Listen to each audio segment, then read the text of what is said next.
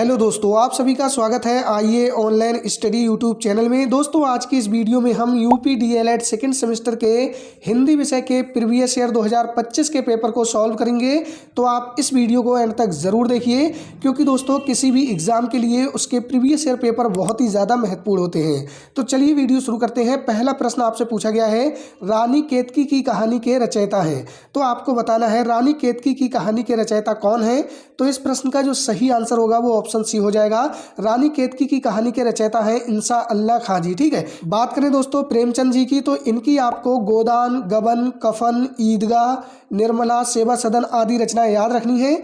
और बात करें जयशंकर प्रसाद जी की, तो इनकी आपको कामायनी, आंसू, लहर, झरना, ध्रुव स्वामिनी आदि रचनाएं याद रखनी है। ठीक है, और दोस्तों किशोरी लाल गोस्वामी जी की एक प्रसिद्ध कहानी आपको याद रखनी है जो आपसे पूछी जाती है, इंदुमती। कौन सी?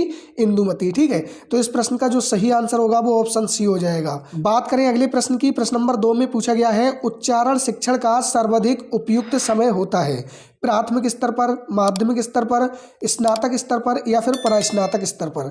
तो इस प्रश्न का सही आंसर हो जाएगा, उच्चारण शिक्षण का सर्वाधिक उपयुक्त समय होता है प्राथमिक स्तर पर, क्योंकि छोटे बच्चे ध्वनियों को जल्दी और सही तरीके से ग्रहण करते हैं और इस उम्र में अनुकरण क्षमता अधिक होती है। ठीक है, और भाषा की आदतें प्रारंभिक अवस्था में ही बनती हैं। तो ऑप्शन ए आपका इस प्रश्न का बिल्कुल सही आंसर हो जाएगा।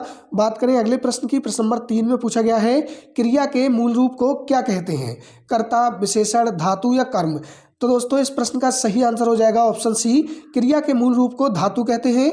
आपको याद रखना है क्रिया के मूल रूप को धातु कहा जाता है जिससे क्रिया के अन्य रूप बनते हैं। जैसे कि दोस्तों यहाँ पे आप देख सकते हैं, पढ़ ये क्या है, ये धातु है। लिख ये क्या है, ये धातु है। ठीक है, और दोस्तों खा ये क्या है, ये धातु है। ठीक है, अब दोस्तों यहाँ पे आप देख सकते हैं, जैसे पढ़ धातु है, इसमें हम ना प्रत्यय अगर लगा देंगे तो ये क्रिया बन जाएगी। कौन सी? पढ़ना। ठीक है, क्या बन जाएगी?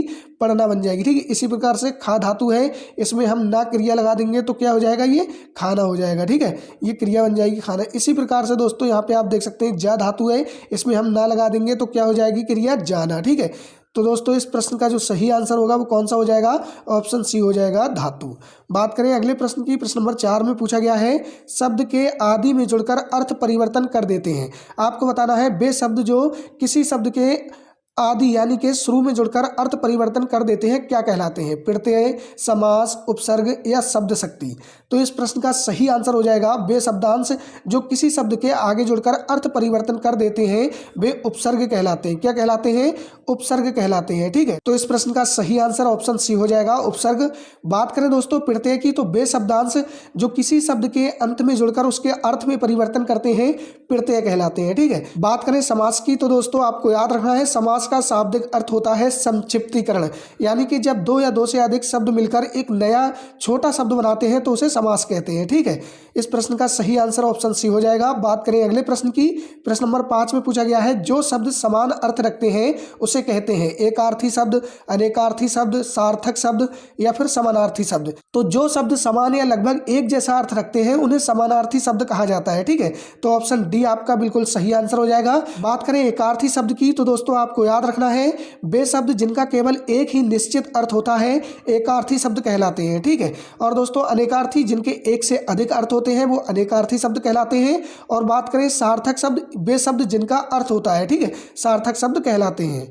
बात करें अगले प्रश्न की, तो यहाँ पे आप देख सकते हैं अति लघु उत्तरीय प्रश्न, आपके 5 बहुविकल्पीय प्रश्न आपसे पूछे गए थे। 5 में से आपके कितने सही हैं कमेंट में जरूर बताइएगा। अब हम अति लघु उत्तरीय प्रश्नों को हल करेंगे। तो यहाँ पे आप देख सकते हैं प्रश्न नंबर 6 पूछा गया है, लिखित अभिव्यक्ति के 2 उद्देश्य लिखिए। तो दोस्तों आपका आंसर हो जाएगा, लिखित अभिव्यक्ति के 2 उद्देश्य निम्नलिखित हैं। दोस्तों लिखित अभिव्यक्ति किसे कहते हैं? आपको याद रखना है, जब हम अपने भाव या विचार को लिखकर व्यक्त करते हैं तो उसे लिखित अभिव्यक्ति कहते हैं। ठीक है, लिखित अभिव्यक्ति के 2 उद्देश्य निम्नलिखित हैं। कौन कौन से? पहला है ज्ञान और विचारों का संचार, हम अपनी बात को स्पष्ट, सुव्यवस्थित और स्थायी रूप से दूसरों तक पहुंचाते हैं लिखकर। ठीक है, दूसरा हो जाएगा रचनात्मकता और अभिव्यक्ति, विचारों, भावनाओं, कल्पनाओं को लिखित रूप जैसे कहानी, कविता, पत्र में मौलिकता के साथ प्रकट करना। ठीक है, जैसे कि दोस्तों आपने देखा होगा, हम अपने विचारों, भावनाओं, कल्पनाओं को लिखित रूप जैसे कहानी लिख देते हैं, कविता लिखते हैं, पत्र लिखते हैं। ठीक है, इसमें मौलिकता के साथ प्रकट करते हैं। ठीक है, तो लिखित अभिव्यक्ति के उद्देश्य हो जाएंगे ज्ञान और विचारों का संचार, रचनात्मकता और अभिव्यक्ति। ठीक ठीक है, दो उद्देश्य आपसे पूछे गए हैं। बात करें अगले प्रश्न की, प्रश्न नंबर 7 में पूछा गया है अर्थ की दृष्टि से शब्द के दो भेद बताइए। तो दोस्तों आपका आंसर हो जाएगा अर्थ की दृष्टि से शब्द के दो मुख्य भेद हैं। कौन कौन से? सार्थक शब्द और निरर्थक शब्द। सार्थक शब्द कौन से होते हैं? जिन शब्दों का निश्चित अर्थ होता है, जैसे पानी, खाना, चाय आदि, ठीक है। और निरर्थक कैसे होते हैं? तो यहाँ पे आप देख सकते हैं जिन शब्दों का कोई अर्थ नहीं होता है लेकिन भी बोलचाल में प्रयोग किए जाते हैं। आपने देखा होगा बोलचाल में हम प्रयोग करते हैं पानी वानी, खाना वाना, चाय वाय, तो ये क्या हो जाएंगे? तो जो जैसे कि दोस्तों यहाँ पे आप देख सकते हैं पानी, ये तो सही है आपका सार्थक है, लेकिन दोस्तों वानी क्या होगा? तो ये आपका कैसा होगा? निरर्थक शब्द हो जाएगा, ठीक है। इसी प्रकार से खाना, ये तो आपका सार्थक हो जाएगा, लेकिन बाना क्या होगा? ये आपका निरर्थक हो जाएगा, ठीक है। इसी प्रकार से आपका चाय हो जाएगा, चाय के साथ हम क्या प्रयोग करते हैं? बाय, ठीक है। जैसे कहते हैं चाय बाय, तो ये बाय क्या होगा? ये निरर्थक हो जाएगा, और चाय क्या होगा? ये सार्थक हो जाएगा, ठीक है। तो दोस्तों यदि अभी तक आपने वीडियो को लाइक नहीं किया है तो वीडियो को लाइक जरूर कर दीजिए, और चैनल पर नए हैं तो ऐसे ही और वीडियो देखने के लिए आप चैनल को सब्सक्राइब भी कर लीजिए। बात करें अगले प्रश्न की, प्रश्न नंबर 8 में पूछा गया है योजक चिन्ह का प्रयोग करते हुए दो उदाहरण लिखिए।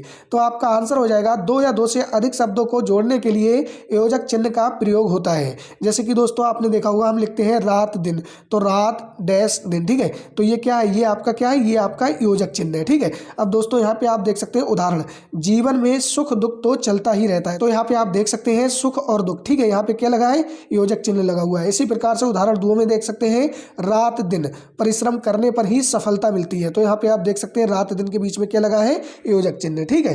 तो ये आपके योजक चिन्ह और उसके उदाहरण हो गए। बात करें अगले प्रश्न की, प्रश्न नंबर 9 में पूछा गया है भाववाचक संज्ञा के 4 उदाहरण लिखिए। तो आपको भाववाचक संज्ञा के 4 उदाहरण बताने हैं, ठीक है।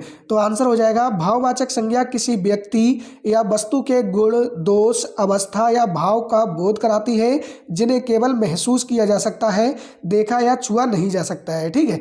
आपके जो उदाहरण होंगे वो कौन से हो जाएंगे? तो यहाँ पे आप देख सकते हैं भाववाचक संज्ञा के 4 उदाहरण निम्नलिखित हैं। बचपन, ये क्या है? ये अवस्था है। मिठास, ये क्या है? ये गुण है, ठीक है। बुढ़ापा, ये क्या है? अवस्था है। ईमानदारी, ये क्या है? गुण है, ठीक है। तो दोस्तों यहाँ पे आप देख सकते हैं भाववाचक संज्ञा किसी व्यक्ति या वस्तु के गुण, दोष, अवस्था या भाव का बोध कराती है, ठीक है। बात करें अगले प्रश्न की, प्रश्न नंबर 10 में कहा गया है पत्र लेखन की 4 विशेषताएं लिखिए। तो आंसर हो जाएगा एक अच्छा पत्र वह होता है जो स्पष्ट रूप से अपने विचारों को व्यक्त करता है, ठीक है। अच्छा पत्र कौन सा होता है? वो होता है जो स्पष्ट रूप से अपने विचारों को व्यक्त करता है, अनावश्यक बातों से बचता है, विनम्र और सम्मानजनक भाषा का उपयोग करता है और पाठक पर एक सकारात्मक प्रभाव छोड़ता है, ठीक है। पत्र लेखन की 4 मुख्य विशेषताएं कौन कौन सी हैं? तो यहाँ पे आप देख सकते हैं स्पष्टता, संक्षिप्तता, शिष्टता और प्रभावशीलता, ठीक है। ये पत्र लेखन की मुख्य विशेषताएं उसमें होनी चाहिए। बात करें अगले प्रश्न की, प्रश्न नंबर 11 में पूछा गया है पंच परमेश्वर कहानी के लेखक का नाम लिखिए। तो आंसर हो जाएगा पंच परमेश्वर मुंशी प्रेमचंद जी की कहानी है। और दोस्तों ये कहानी जुम्मन शेख और अलगू चौधरी नाम के 2 दोस्तों की कहानी है, ठीक है। आपने पढ़ी होगी। दोस्तों यदि अभी तक आपने वीडियो को लाइक नहीं किया है तो वीडियो को लाइक जरूर कर दीजिए। तो दोस्तों यहाँ पे आप देख सकते हैं ये आपसे 6 अति लघु उत्तरीय प्रश्न 2025 में पूछे गए थे। अब हम लघु उत्तरीय प्रश्नों को सॉल्व करेंगे।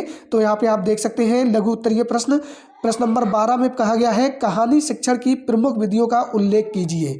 तो आपका आंसर हो जाएगा कहानी कथन विधि। कौन सी हो जाएगी? पहली कहानी कथन विधि शिक्षण की एक कलात्मक और मनोवैज्ञानिक विधि है जिसका उपयोग मुख्य रूप से प्राथमिक स्तर पर भाषा, नैतिकता और सामाजिक ज्ञान को रोचक बनाने से सिखाने के लिए किया जाता है, ठीक है। तो कहानी कथन विधि। दूसरी कौन सी है? चित्र कहानी विधि। इसमें क्या होता है? एक रचनात्मक शिक्षण तकनीक है जिसमें चित्रों यानी कि पिक्चर्स के माध्यम से छात्रों की कल्पना, अवलोकन और लेखन कौशल को विकसित किया जाता है, ठीक है। तो कहानी कथन विधि, चित्र कहानी विधि और आपकी हो जाएगी एक अधूरी कहानी पूर्ति विधि, ठीक है। इस विधि का प्रयोग उच्च प्राथमिक स्तर की कक्षाओं के लिए किया जाता है जिसमें कक्षा 6 से लेकर 8 तक की कक्षाएं सम्मिलित हैं। इसमें अधूरे वाक्य दिए जाते हैं जिनको पूरा करना होता है और बच्चा कहानी लिखना सीख जाता है। ये कहानी शिक्षण की सर्वश्रेष्ठ विधि है, ठीक है। बात करें अगले प्रश्न की, प्रश्न नंबर 13 में पूछा गया है प्राथमिक स्तर पर कविता शिक्षण की उपयोगी विधियां लिखिए। तो आपका आंसर हो जाएगा प्राथमिक स्तर पर कविता शिक्षण की उपयोगी विधियां हैं गीत प्रणाली। ये विधि हाव भाव के साथ मौखिक कौशल के विकास में सहायक है। इस स्तर पर बाल गीतों का चयन किया जाता है जिसमें लय की प्रधानता होती है, ठीक है। दूसरी हो जाएगी अभिनय या नाट्य प्रणाली। इस प्रणाली का प्रयोग भी प्रारंभिक कक्षाओं में अभिनय प्रधान गीतों को पढ़ने के लिए किया जाता है, ठीक है। तो प्राथमिक स्तर पर कविता शिक्षण की उपयोगी विधियां कौन सी है? गीत प्रणाली, अभिनय या नाट्य प्रणाली। ठीक है, बात करें अगले प्रश्न की, प्रश्न नंबर 14 में पूछा गया है समास के कितने भेद हैं। तो दोस्तों सबसे पहले हम जानेंगे कि समास क्या है। तो यहाँ पे आप देख सकते हैं, आपका आंसर हो जाएगा समास का तात्पर्य है संक्षिप्तीकरण। हिंदी व्याकरण में समास का शाब्दिक अर्थ छोटा रूप होता है, अर्थात जब दो या दो से अधिक शब्दों से मिलकर नया और छोटा शब्द बनता है तो उसे क्या कहते हैं, समास कहते हैं। जैसे राजपुत्र यानी कि राजा का पुत्र। ठीक है, तो राजपुत्र छोटा है और राजा का पुत्र बड़ा है। ठीक है, इसी प्रकार से नीलकमल, जैसे नीला है जो कमल, उसको हम क्या कहेंगे, नीलकमल। ठीक है, तो यहाँ पे आप देख सकते हैं समास के भेद। समास के भेद कितने होते हैं, समास के मुख्यतः 6 भेद होते हैं। कौन कौन से होते हैं, यहाँ पे आप देख सकते हैं। पहला है अव्ययीभाव समास। कौन सा है, अव्ययीभाव समास। ठीक है, दूसरा है तत्पुरुष समास। कौन सा, तत्पुरुष समास। तीसरा है कर्मधारय समास। चौथा है द्विगु समास। ठीक है, पांचवा है द्वंद्व समास। छठा है बहुव्रीहि समास। तो यहाँ पे आप देख सकते हैं समास के 6 भेद हैं, अव्ययीभाव समास, तत्पुरुष समास, कर्मधारय समास, द्विगु समास, द्वंद्व समास और बहुव्रीहि समास। ठीक है, बात करें अगले प्रश्न की, प्रश्न नंबर 15 में पूछा गया है उपसर्ग एवं प्रत्यय में अंतर स्पष्ट कीजिए। तो आपका आंसर हो जाएगा उपसर्ग एवं प्रत्यय में निम्नलिखित अंतर है। कौन कौन से उपसर्ग, उपसर्ग कौन से होते हैं, वे शब्दांश जो किसी शब्द के पूर्व यानी कि आगे लगकर अर्थ बदल देते हैं, उन्हें उपसर्ग कहते हैं। जैसे यहाँ पे आप देख सकते हैं बी उपसर्ग है, देश शब्द है। ठीक है, शब्द में लग गया बी उपसर्ग तो ये क्या हो गया, विदेश। इसी प्रकार से देख सकते हैं सत्य मूल शब्द है, इसमें आ प्रत्यय लग गया तो ये क्या हो गया, असत्य हो गया। ठीक है, तो उपसर्ग क्या होते हैं, वे शब्दांश जो किसी शब्द के पूर्व यानी कि आगे लगकर अर्थ बदलते हैं। और प्रत्यय आप देख सकते हैं वे शब्दांश जो किसी शब्द के अंत में जुड़कर उसके अर्थ में परिवर्तन करते हैं। ठीक है, यानी कि जो उपसर्ग होते हैं वो पहले जुड़ते हैं और जो प्रत्यय होते हैं वो बाद में जुड़ते हैं। जैसे यहाँ पे आप देख सकते हैं उदाहरण सुंदर। ठीक है, ये मूल शब्द है, यहाँ पे देख सकते हैं ताइये हमने प्रत्यय लगाया तो क्या बन गया, सुंदरता। ठीक है, इसी प्रकार से देख सकते हैं लिख, और यहाँ पे क्या है, आवट। तो लिख में जब आवट मिला तो क्या हो गया, लिखावट। ठीक है, तो यहाँ पे आप देख सकते हैं उपसर्ग वे शब्दांश हैं जो किसी शब्द के आगे लगते हैं और प्रत्यय वे शब्दांश हैं जो किसी शब्द के पीछे लगते हैं और अर्थ में परिवर्तन करते हैं। बात करें अगले प्रश्न की, प्रश्न नंबर 16 में पूछा गया है विराम चिन्हों के प्रकार लिखिए। तो आपका आंसर हो जाएगा विराम चिन्हों का उपयोग वाक्य में रुकने, ठहरने या भाव को स्पष्ट करने के लिए किया जाता है। ठीक है, विराम चिन्हों का प्रयोग क्यों किया जाता है, तो आपको बताना है। विराम चिन्हों का उपयोग वाक्य में रुकने, ठहरने या भाव को स्पष्ट करने के लिए किया जाता है। ठीक है, प्रमुख विराम चिन्हों की सूची यहाँ पे आप देख सकते हैं। पूर्ण विराम, वाक्य की समाप्ति पर या जब वाक्य पूरा हो जाता है तब हम लगाते हैं। ठीक है, कौन सा, पूर्ण विराम। अल्प विराम, थोड़ी देर रुकने के लिए, यहाँ पे आप देख सकते हैं ये चिन्ह है इनके। ठीक है, इसी प्रकार से अर्धविराम, अल्प विराम से अधिक और पूर्ण विराम से कम रुकने पर हम कौन सा चिन्ह लगाते हैं, अर्धविराम। ठीक है, आगे देख सकते हैं यहाँ पे प्रश्नवाचक चिन्ह, प्रश्न पूछने वाले वाक्यों के अंत में हम कौन सा चिन्ह लगाते हैं, तो ये लगाते हैं प्रश्नवाचक चिन्ह। ठीक है, विस्मय आदि बोधक चिन्ह ये कौन से होते हैं, आश्चर्य, हर्ष, शोक आदि भाव को दर्शाने के लिए विस्मय आदि बोधक चिन्हों का प्रयोग किया जाता है। ठीक है, योजक चिन्ह दो शब्दों को जोड़ने के लिए, जैसे अभी हमने देखा था माता और पिता। ठीक है, इस प्रकार से हमने लगाया था योजक चिन्ह। ठीक है, यहाँ पे क्या है, उद्धरण चिन्ह। यहाँ पे आप देख सकते हैं किसी के कथन को ज्यों का त्यों लिखने के लिए उद्धरण चिन्ह का प्रयोग किया जाता है। ठीक है, कोष्टक चिन्ह, शब्द का अर्थ स्पष्ट करने के लिए कोष्टक चिन्ह का प्रयोग किया जाता है। लाघव चिन्ह, शब्दों को संक्षिप्त रूप में लिखने के लिए, जैसे यहाँ पे आप देख सकते हैं डॉक्टर को हम संक्षिप्त रूप में ऐसे लिखते हैं। ठीक है, तो ये क्या है, ये लाघव चिन्ह है। और आप देख सकते हैं विवरण चिन्ह, किसी निर्देश या उदाहरण को दर्शाने के लिए, जैसे हम लिखते हैं उदाहरण। ठीक है, क्या लिखते हैं, उदाहरण, उसके बाद कौन सा, एक ऐसे चिन्ह लगाते हैं। ठीक है, ये चिन्ह कौन सा है, ये चिन्ह आपका विवरण चिन्ह है। बात करें अगले प्रश्न की, प्रश्न नंबर 17 में आपसे पूछा गया है सर्वनाम किसे कहते हैं एवं सर्वनाम के प्रकार लिखिए। तो आपका आंसर हो जाएगा सर्वनाम एक ऐसा शब्द है जो संज्ञा के स्थान पर प्रयोग किया जाता है। ठीक है, तो सर्वनाम क्या है, वे शब्द जो संज्ञा के स्थान पर प्रयोग किए जाते हैं सर्वनाम कहलाते हैं। जैसे वो, यह, मैं, हम, उसने, तुम, उसका इत्यादि। ठीक है, और बात करें सर्वनाम के प्रकार की, तो सर्वनाम के मुख्य 6 प्रकार होते हैं। कौन कौन से, पुरुषवाचक सर्वनाम, निश्चयवाचक सर्वनाम, अनिश्चयवाचक सर्वनाम, संबंधवाचक सर्वनाम, प्रश्नवाचक सर्वनाम और निजवाचक सर्वनाम। ठीक है, तो सर्वनाम के कितने भेद होते हैं, 6 भेद होते हैं। ठीक है, और सर्वनाम क्या है, वे शब्द जो संज्ञा के स्थान पर प्रयोग होते हैं सर्वनाम कहलाते हैं। बात करें अगले प्रश्न की, प्रश्न नंबर 18 में पूछा गया है अनौपचारिक पत्र किसे लिख सकते हैं? अनौपचारिक पत्र लेखन के विभिन्न अंग लिखिए। तो हमसे पूछा गया है कि अनौपचारिक जो पत्र होता है वो किसे लिख सकते हैं और अनौपचारिक पत्र लेखन के अंग कौन से होते हैं। ठीक है, तो आंसर हो जाएगा अनौपचारिक पत्र व्यक्तिगत पत्र होते हैं। कैसे पत्र होते हैं?